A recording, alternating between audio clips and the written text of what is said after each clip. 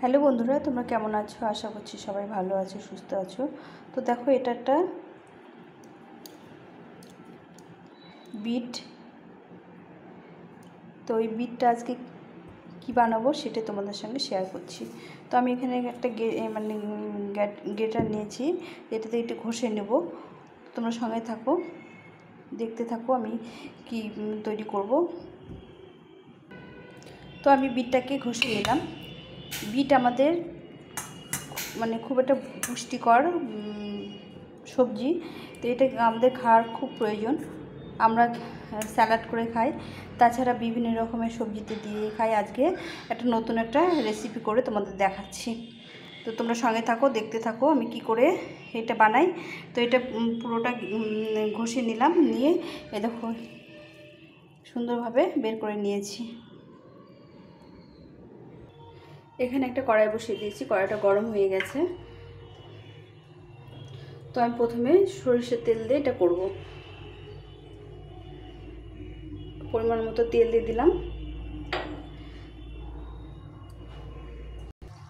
এই লঙ্কা দুটো প্রথমে ভেজে নেব, একটু লাল লাল করে ভেজে নেব।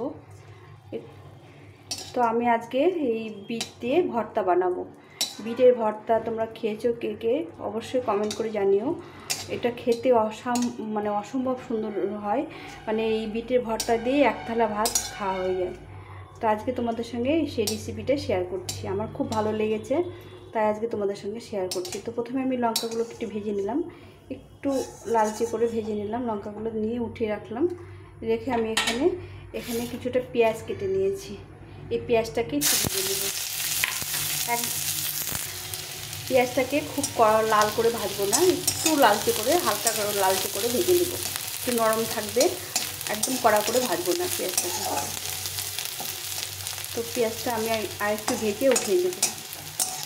পেঁয়াজটা নরম করে ভাজলে এটা খেতে ভালো লাগে, একদম কড়া করে ভাজলে খেতে ভালো লাগে না। আবার কাঁচা পেঁয়াজেও ভালো লাগে না। কাঁচা পেঁয়াজ দিয়ে ভর্তা খায়, কিন্তু এই ভর্তাটা কাঁচা পেঁয়াজ দিয়ে ভালো লাগে না। একটু পেঁয়াজটাকে নরম নরম করে ভেজে নিতে হবে। তো আমার পেঁয়াজটা ভাজা হয়ে এসছে, আমি উঠিয়ে নেবো। এটা সুন্দরভাবে নরম নরম লালচে লালচে করে ভেজে নিয়েছি। তো এটাকে আমি এখন উঠিয়ে নেব। লঙ্কার পেঁয়াজটা ভেজে নিয়েছি, এখন আমি আরেকটু তেল দিয়ে দেবো।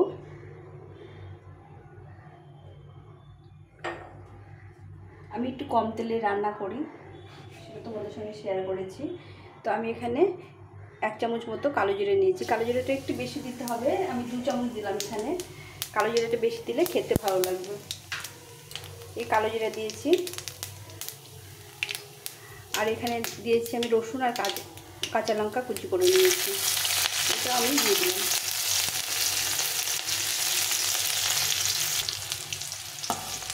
এটাকে একটু ভেজে নিয়ে, রসুন আর কাঁচা লঙ্কা কালো জিরাটাকে একটু ভেজে নিয়ে আমি গ্রেট করে রাখা বিটটাকে দিয়ে দেবো।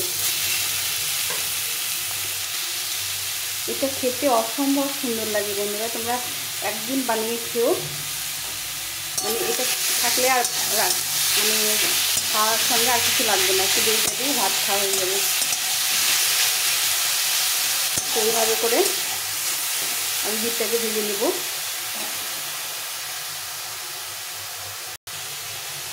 তো এই বিটটাকে একটু ভেজে নিয়েছি, এখন আমি এর মধ্যে লবণ আর হলুদটা দিয়ে দেবো। দিয়ে এটাকে ভালো করে ভেজে নিতে হবে। স্বাদ মতো লবণ দিতে হবে,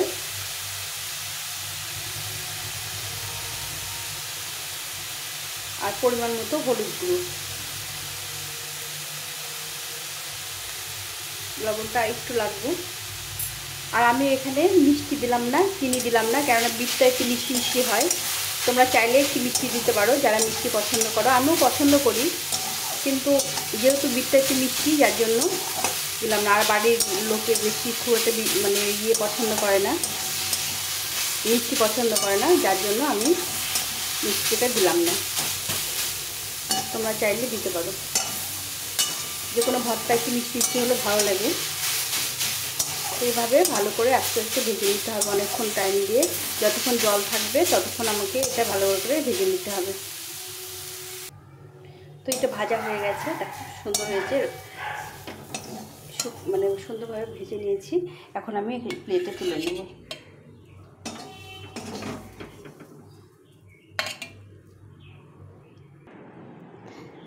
এখন এই লঙ্কাগুলোকে ভালো করে ডলে নিতে হবে।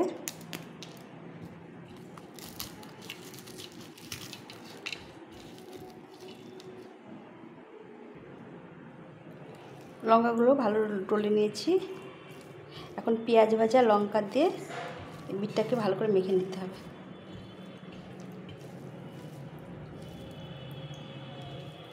ঠান্ডা করে নিতে হবে, নিয়ে ভালো করে মেখে নিতে হবে। তাহলে আমাদের বিটের ভর্তা বানানো হয়ে যাবে।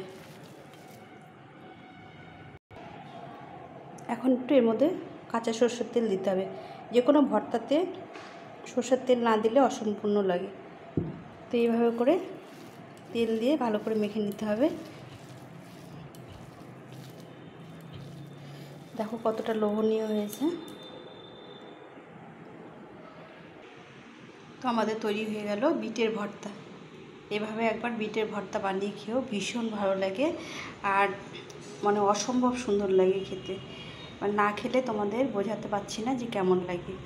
অবশ্যই একবার তোমরা বানিয়ে খেও, তারপরে কমেন্ট করে জানিও কেমন লাগলো। তো আজকে আমি বিটের ভর্তা বানালাম। রেসিপিটি তোমরা সম্পূর্ণ দেখার চেষ্টা করো, আর যদি ভালো লেগে থাকে তাহলে লাইক কমেন্ট শেয়ার করো, আর নতুন বন্ধুরা অবশ্যই সাবস্ক্রাইব করে পাশে থেকো। এভাবে একবার বিটের ভর্তা বানিয়ে খেও, তারপরে জানিও যে কেমন লাগলো। তো এখন এই পর্যন্তই। সবাই ভালো থেকো, সুস্থ থেকো, আর এইভাবে করে রেসিপিগুলো তোমরা বানাও, আর সবার রেসিপিগুলো দেখার চেষ্টা করো। টাটা।